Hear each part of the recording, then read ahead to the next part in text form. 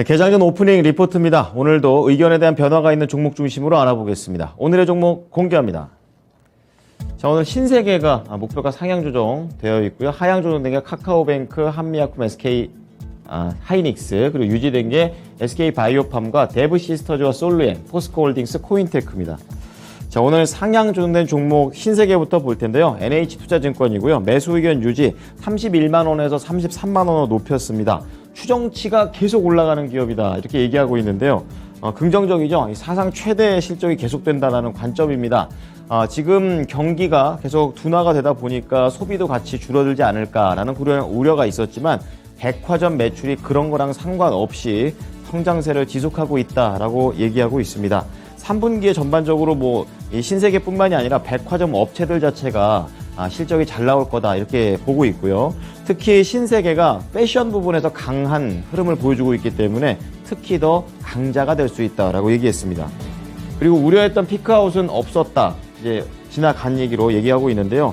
3분기 영업이익이 전년 대비 96%, 순매출 14%, 시장의 전망치를 크게 웃도는 좋은 내용을 지금 전망하고 있습니다. 백화점의 내용을 계속 얘기하고 있는데요. 2분기에 이어서 3분기까지에도 이런 긍정적인 부분이 이어진다는 거고요. 면세점 쪽에서는 백화점에 비해서는 미미하지만 그래도 다소 회복하고 있다라고 밝혔습니다. 다음은 목표 주가 유지 종목 데브시스터즈입니다. 게임 종목이고요. 쿠키런 만든 회사입니다.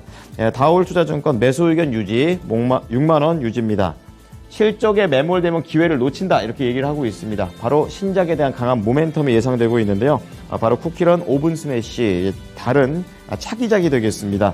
쿠키런 자체가 높은 유저 수를 보유하고 있기 때문에 분기당 매출 300억 그리고 영업이익 150억 원이 가능할 것이다 라고 신작에 대한 기대감을 밝혔고요. 하반기 실적은 우선은 부정적으로 봤습니다. 하지만 단기적인 악재 정도다라고 해석을 하고 있는데, 부정적인 이유는 디즈니하고 이제 컬래버레이션을 했는데 생각보다 이 결과가 시시했다라는 거고요.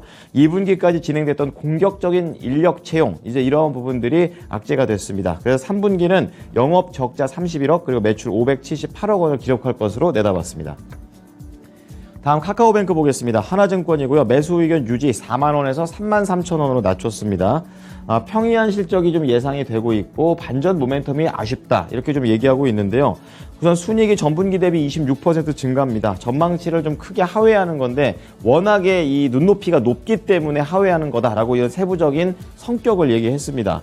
긍정적으로 볼 수 있는 건 대출 성장률 2분기랑 비슷하게 긍정적이고요. 님도 개선폭이 나오고 있고 충당금이 소멸하면서 대손 비용이 줄어들었다라는 점도 긍정적입니다. 하지만 판관비 그리고 광고비 이런 것들이 줄지 않고 계속 늘어나고 있는 추세이기 때문에 부담이 여기에 있다라고 밝혔고요. 그리고 반전 모멘텀이 좀 부진한 상황, 이렇게 좀 얘기를 하는데요. 대출담보대출 순증과 대출 잔액액과 관련해서는 기대보다 낮은 성장이 좀 전망되고 있습니다. 그래서 평가로는 양호한 편이다라고 얘기하고 있고요. 또 전반적으로 의미 있는 반전 재료를 탐색하고 있는 상황이다라고 밝히고 있습니다.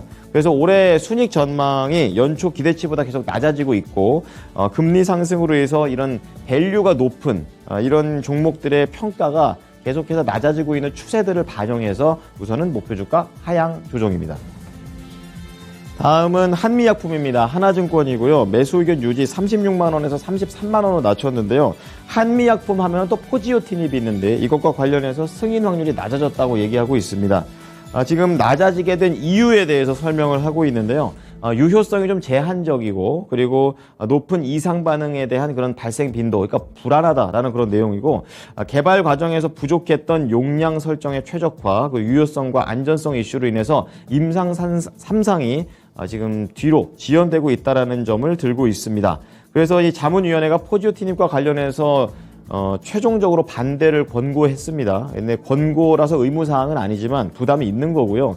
통상 이 권고를 무시하고 FDA가 통과시켰던 확률이 19%밖에 안 됩니다. 그래서 포지오티닙의 가치를 좀 낮췄습니다. 기존의 1,100억 원에서 450억까지 하향 조정했다는 점, 목표 주가 하향의 원인이 됐습니다. 자, 마지막으로 반도체 투톱 중에 하나입니다. SK 하이닉스고요. DB금융투자 매수 의견 유지 15만 원에서 13만 원 낮췄습니다. 최근에 삼성전자 낮아진 거 말씀드렸었는데 SK 하이닉스도 낮아집니다. 하반기에 대한 이런 부정적인 분위기를 얘기하고 있습니다. 전망을 하고 있는데 영업이익이 전년 대비 42% 감소, 그리고 매출은 전년 대비 3.3% 상승에 그칩니다. 부진할 것으로 본 거고요.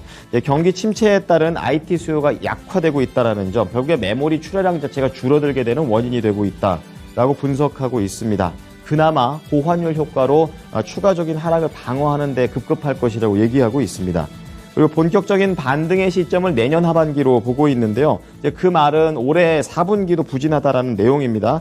급격하게 좀 이제 가격이 하락을 하면서 내년 IT 신제품에 대한 메모리 탑재량이 증가가 될 것이고 성수기인 2분기 이후에 출하량이 나올 것이다라는 그런 논리로 내년 하반기를 보고 있습니다.